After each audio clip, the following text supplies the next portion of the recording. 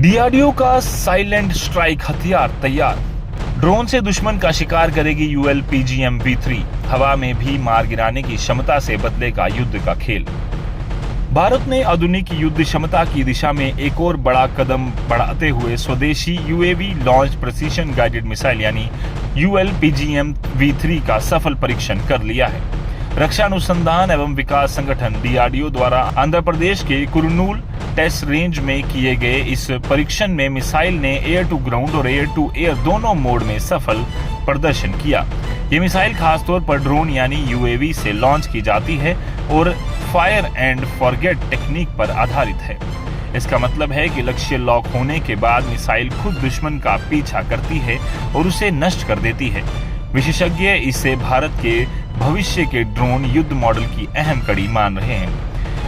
ULPGM-V3 की सबसे बड़ी रणनीतिक ताकत इसकी बहुभूमिका क्षमता मानी जा रही है। ये मिसाइल जमीन पर मौजूद बंकर, बख्तरबंद वाहन और आतंकियों के ठिकाने को निशाना बनाने के साथ साथ हवा में मौजूद दुश्मन ड्रोन या लो फ्लाइंग टारगेट को भी खत्म कर सकती है। इसके साथ high definition dual channel Sikar, anti jamming तकनीक और टू वे डेटा लिंक जैसी आधुनिक सुविधाएं इसे बेहद घातक बनाती हैं। रक्षा विशेषज्ञों के अनुसार ये प्रणाली भारत की मौजूदा सैन्य क्षमता को कई स्तर पर बदल सकती है। अब भारतीय सेना को जोखिम भरे इलाकों में पायलट भेजने की आवश्यकता कम होगी और ड्रोन आधारित सटीक हमले आसान होंगे। खासकर जम्मू कश्मीर, LOC और ऊंचाई वाले क्षेत्रों में आतंकवाद विरोधी अभियानों में ये गेम चेंजर साबित हो सकती है। इस परीक्षण को भारत का एक बड़ा रणनीतिक संदेश भी माना जा रहा है। चीन और पाकिस्तान दोनों तेजी से ड्रोन व स्मार्ट मिसाइल युद्ध क्षमता बढ़ा रहे हैं।